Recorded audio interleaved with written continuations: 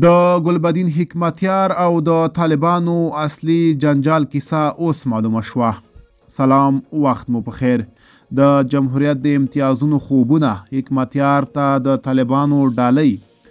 څو ورځې کېږي چې په رسنیو کې د حکمتیار د کور موضوع ګرمه ده. رسنیو خبر ورکړی دی چې طالبانو ښاغلي حکمتیار له هغه کور څخه ایستلو ته اړ کړی دی چې د جمهوریت مهال ورته منل شوی و. د ګډو ګنګوسو تر خپرېدو وروسته د طالبانو ویان ذبیح الله مجاهد اړ شو چې په دې اړه وضاحت ورکړي. هغه حکمتیار یو جهادي شخصیت او درون مشر وباله.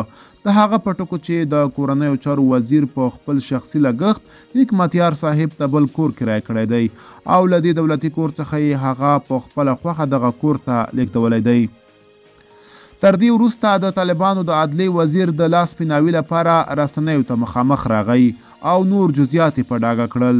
د هغه په ټکو چې دا کور موقت ورکول شوی دی نو د ابد لپاره نه و. بیا وایي موږ هغه ته 4 هفتې وخت د هغه د خپلو کسانو تر غوښتنې وروسته ورکړ. بیا مشرانو هدایت وکړ چې ژمی دی نور وخت ورکړئ. سره له دې چې د کب پر 15مه یې وخت پوره شوی و، موږ تر اوسه نور انتظار هم ورته وکړ. د حکمتیار د کور مسله ښایي طالبانو دومره درنه نه وي بللي، خو دا چې په رسنیو کې ډیره وشاربل شوه نو دوی هم په هکله بیا وضاحت کولو ته اړ شول.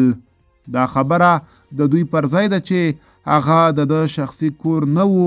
جمهوریت د سولې په بدل کې له هغو سره ګډ امتیازات منلي وو چې د جمهوریت له تلو سره هغو ټولو امتیازاتو هم سر وخوړ چې له هغو امتیازاتو څخه یې هم دغه یو کور و. ملګرو، دا به زموږ چمتو شوی ویډیو. که تاسو یې هم په اړه کوم نظر لرئ په کومنټ کې راسره ولیکئ. تر بیا ښه وخت، ښې چارې.